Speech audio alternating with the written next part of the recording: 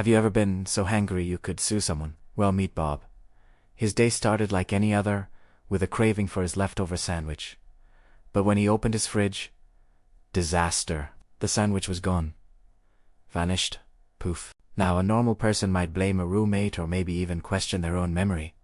But Bob, he knew the culprit. It was the fridge. So he did what any rational, sandwich-deprived man would do.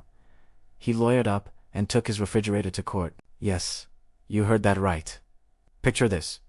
A courtroom, a bewildered judge, and a stainless steel refrigerator in the witness stand, complete with a tiny microphone. The town was baffled as Bob passionately argued his case, accusing the appliance of culinary betrayal. The fridge, through a speaker, pleaded the fifth. Or maybe it was just humming. In a verdict that shook the legal world, the judge, trying not to laugh, ruled.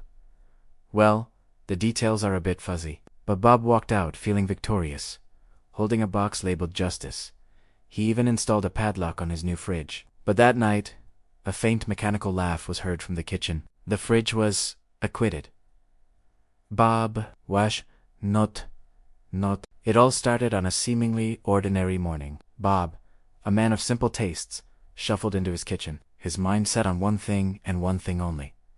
The glorious, perfectly crafted sandwich he'd saved from the night before. He opened the fridge door, a beacon of hope in the early dawn light.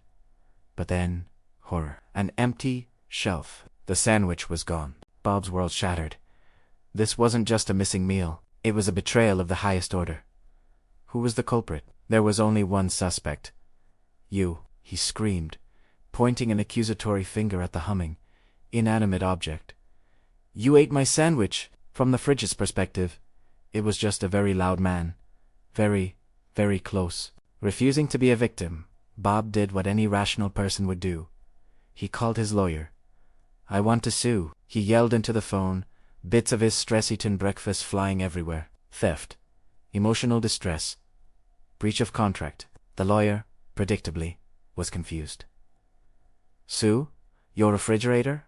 And so, the case of Bob versus the fridge went to court. Picture it. A solemn courtroom, a bewildered judge, a jury of his peers, and a full-size stainless steel refrigerator standing where a defendant should be. The absurdity was palpable. The judge, bless his heart, tried to maintain his composure, but you could see the laughter fighting to escape.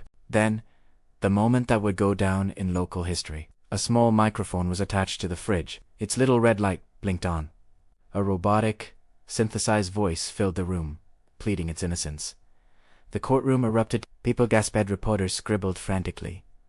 This was no longer just a lawsuit. It was a spectacle. Bob, fueled by a sense of righteous fury, delivered an impassioned speech about trust and the sanctity of leftovers. His lawyer could only facepalm, as Bob tearfully described the cold, metallic betrayal.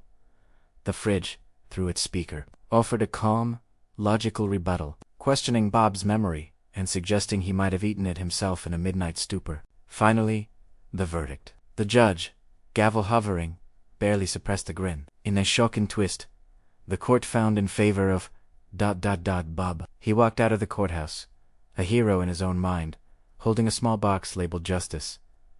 He'd won, or so he thought. Later, in an evidence locker, the fridge door creaked open on its own, a faint, victorious hum echoing in the dark. The story, of course, is based on absolutely no true events. But, back in his kitchen, Bob wasn't taking any more chances. He was busy installing a heavy-duty padlock on his brand-new fridge. As they say, fool me once, shame on you. Fool me twice. Well, the fridge was acquitted. Bob was not.